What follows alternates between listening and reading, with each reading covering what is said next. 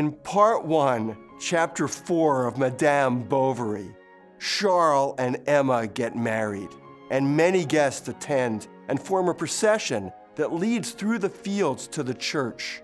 Emma, who seems shy and bashful, pleads with her father to be spared the traditional antics of Charles and she being carried to their bed and serenaded by the guests until the marriage is consummated.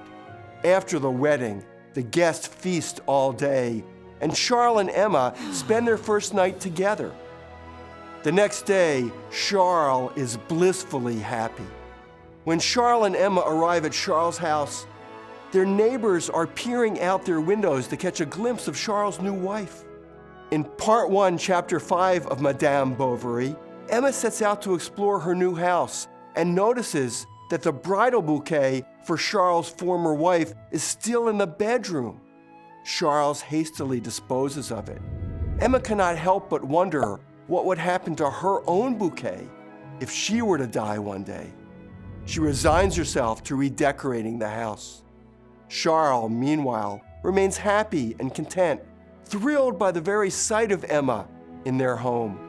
Every morning when Charles leaves, Emma watches him go from their windowsill, blowing flowers at him.